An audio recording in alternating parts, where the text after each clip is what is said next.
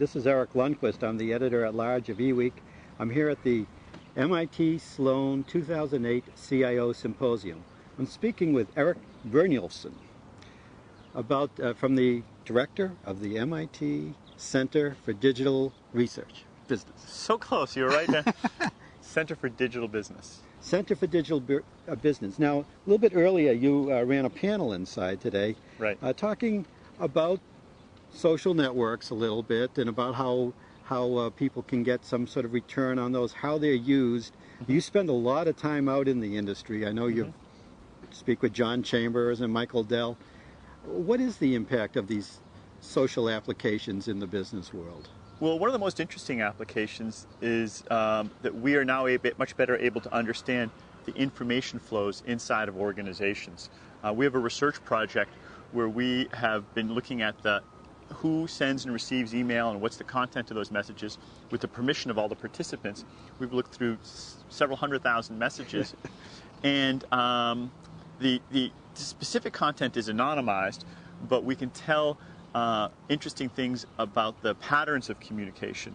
And one of the things it's revealed is the way that certain patterns of communication are correlated with business performance and individual level worker performance. Could you drill down into that a little bit? I mean, is there certain key words or key phrases, or I mean, how do you correlate that type of communication with business? That's exactly right. What we do is we identify certain key words that are like tokens of when novel information appears in the network.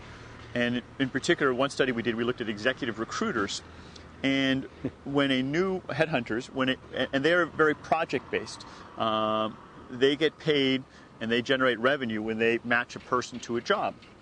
So we took that accounting data, 5 years of accounting data, and we matched that up with the flows of information. And what we found was that people who were very well connected tended to get information more rapidly from their colleagues about opportunities.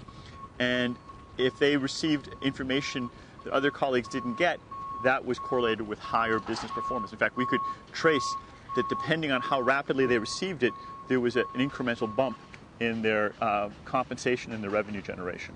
One interesting area I always find is new technology comes on the market, everyone's excited about it, companies want to implement it, but there's always this lag between when something's implemented and when you start to get value out of it. And you had talked about ERP systems a little bit before we started recording. Yeah. Could you go over that? Sure. Well, in most cases, the lag is unfortunate, and it's not something we like to see.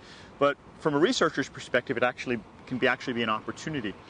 One of the biggest questions that we've been grappling with for years is the IT productivity conundrum. In earlier work, we found that IT was correlated with higher performance and productivity, but people still didn't know whether or not that was a real causal relationship. Was IT really causing higher performance, or was it just that high-performing firms had money to spend and they burnt it on IT? That's a good question. Yeah, it's a good question. And it turned out that this lag gave us exactly the tool we needed to have in order to answer that question. We looked at ERP systems that SAP implemented, and we found that companies would purchase the systems in 1 year, and on average it'd be 2 to 3 years later before they went live with a full system. And we had several thousand of these implementations. What we found was that the purchase date was completely uncorrelated with business performance. In fact, companies that were slightly worse performers were more likely to buy the software. But the go-live date and the years after the go-live were correlated with higher performance. So that very strongly helped us sort out that, in fact, it was not purchase causing technology investment. Instead, it was the technology go-live that was causing the higher performance.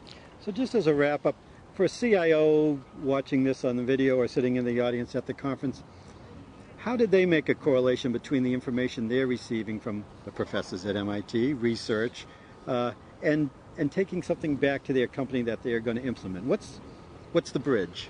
Well, I think that bridge has gotten shorter and shorter. The tie's been gotten closer and closer because companies are working with MIT researchers, and particularly through organizations like the MIT Center for Digital Business, where we work on applied business problems. For me, it's been a great way to improve my research because I know that my research is relevant and I kind of get insight into the real problems. But the companies are the ones that actually come to us with the real challenges and opportunities they're facing. So if we can make progress on them, that we know that that's something that's going to be applicable to their own companies very quickly. Great. Eric, thanks so much. This has been Eric Lundquist, Editor-at-Large for eWeek.